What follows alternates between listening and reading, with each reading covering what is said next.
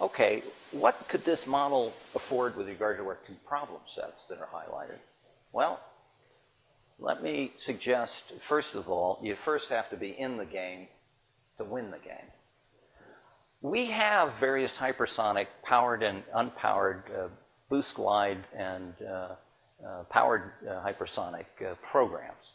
You would want to do at least this much. Put them together and start giving them a narrative, saying their mission is to defeat our adversaries in a non-nuclear fashion, which will drive them to complain a lot. The Chinese and Russians are very apprehensive about us actually getting our act together. Simply by combining these programs and giving them a narrative and mission, you will do a lot. I mean, if you actually funded them and moved them further along, that would be helpful too. But right now, they don't really have a mission or a narrative. They're just research programs, if you will. You could change that overnight without necessarily spending any money. And if you spent some money and you push these things along, you would get the attention of the Chinese and Russians. They might even want to start talking about how to control this threat. Similarly, we are capable of developing a way of defeating missiles while they're slowly rising from their launch pad with even conventional systems. I'm a little more skeptical about lasers, but I don't know. Maybe they're working better than they used to when I looked at this 30 years ago.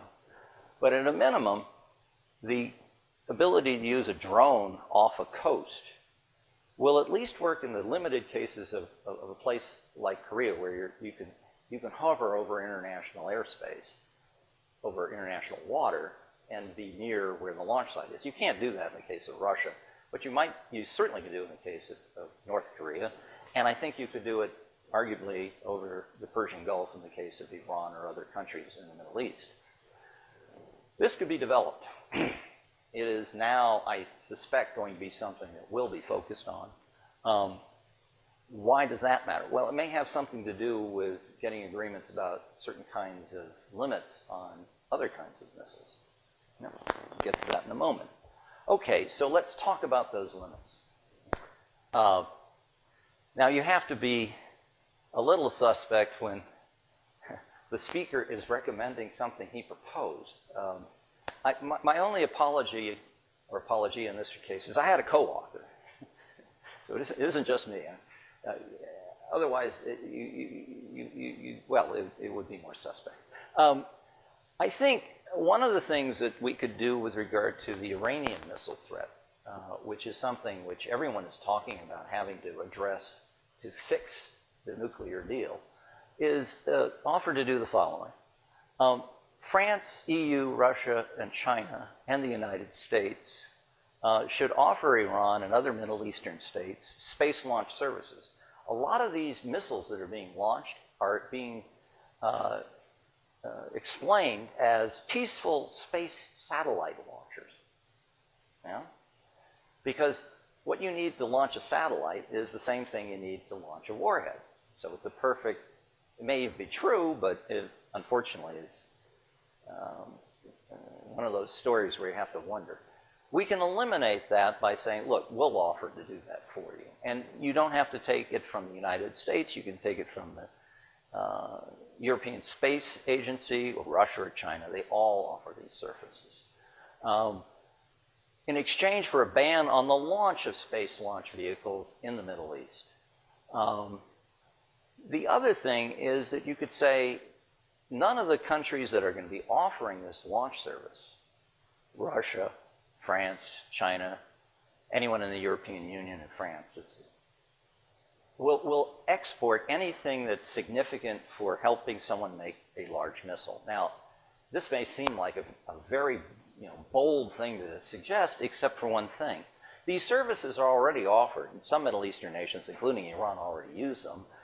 Number two, all of the countries have pledged not to do those exports already anyway. Might be useful to repeat this in a formal way and make sure people actually follow what they claim they're going to do, because sometimes they cheat. All right, that's one modest suggestion. Another modest suggestion, which was proposed by the RAND Corporation, and this is someone who used to work for me when I was in the Pentagon. I had an office that dealt with nuclear proliferation and missiles.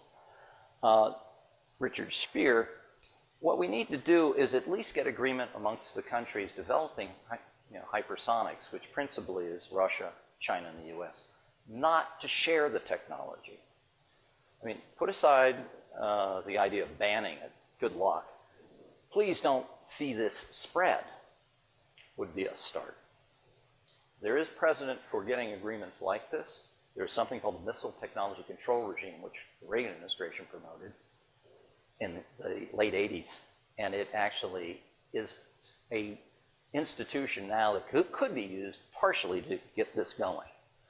The more ambitious idea is, as the Intermediate Nuclear Forces Treaty falls apart because the Russians are building a missile that violates it, maybe you need to revive it by broadening it. One of the reasons Russia complains about the INF Treaty, while it says that, well, we would never violate it, is it doesn't include China. Well, we could change that. Maybe we couldn't get an agreement, but we might be able to get talks started. The Chinese, after all, are apprehensive about the Russians and their theater nuclear weapons. The Russians are apprehensive about the Chinese because they are the #1 missile power in the world, and those missiles can reach Russia much easier than they can reach the United States. And the United States is interested in seeing both of them get happy. We would like to know more about China. We would like to know more about Russia's holdings. Getting these talks started might be a simple way to get that, at least in the currency of diplomacy. David Cooper, who used to work in the Pentagon and now is at the Naval War College, has explained how you could go about this. For what it's worth, some copies, I believe, am I misspeaking, Alita? Some copies of this are available or not? Okay, online's better, and I'll tell you why. You see that orange thing? That's a hyperlink. You press that, and you get the actual article, okay? And this is true of every one of these. You'll notice this has a hyperlink, that has a hyperlink. So you don't even have to go to the library. The third idea is an idea, again, which I'm embarrassed to say I came up with, but thankfully, someone who was Russian came up with it independently. It was an identical thing. And when I read this, and someone in Russia who knew Russian got this article to me, I immediately reached out to this fellow. I've met him. We had a meeting in Singapore, and I sent him to talk to Schultz and other people. So his name is Saleev. And essentially the idea is to propose a UN resolution that nations that violate the Nuclear Non-Proliferation Treaty, I am sorry. My staff, I think, put this in the wrong place, or I told them to put it in the wrong place, or maybe I put it in the wrong place. I think it's the latter. He belongs on this chart. I'm sorry. He was a big proponent of expanding the INF idea to include the Chinese. So disregard that, if you will.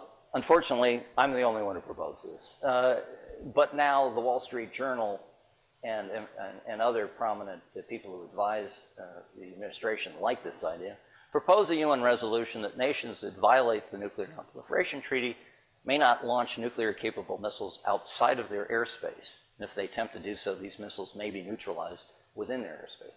There's a simple idea in international law that you don't go fooling around with anybody's aircraft or missiles or anything in their own airspace.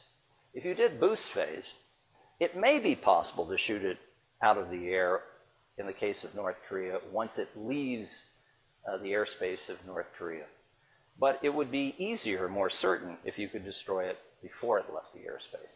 But then how would you get anyone to buy that if international law says that's illegal? I think you have to make the case that maybe if you violate the NPT, which is you will not get nuclear weapons, and the North Koreans clearly did that you shouldn't be able to shoot nuclear-capable missiles freely. Just a thought. Now, with regard to this problem of the stalker, and this is the last point, There are various ways you can replenish your own satellites quickly with quick launch. Maybe some of you people know something about SpaceX. These are very inexpensive private companies that can launch satellites for much less than NASA. We have an unmanned system that could put satellites up very quickly if they were destroyed. We can have our satellites maneuver, and we can even make them in the bottom thing here, the MISTY program, make them very hard for people to know where they are because they can deflect radar and other imagery. However, all of these things will take much, much time to deploy, and the problem of what the Russians and Chinese are doing with regard to their satellites near ours is now. What you would do while you're working this is what's called a space keep-out zone effort. And this has been described by someone who used to work at the RAND Corporation as defeating the next space Pearl Harbor scenario. What you have to do is get an agreement, much like you have incidents at sea, that you will not allow satellites who are to be near you in a very large number for a very long period of time, and that if they violate certain rules, you have the right to self-defense so that you can take them out so that they cannot take you out. And essentially, you're trying to lay out what the rules for self-defense are. Right now, no one wants to talk about this. They want to say, well, the right to self-defense means we can do anything we want. That's fine, but if everyone does whatever they want, we might all be deaf, dumb, and blind at a time of crisis. We need some kind of agreement, at least in the interim, before we can really make any of our satellites that robust, that resilient, and that replenishable.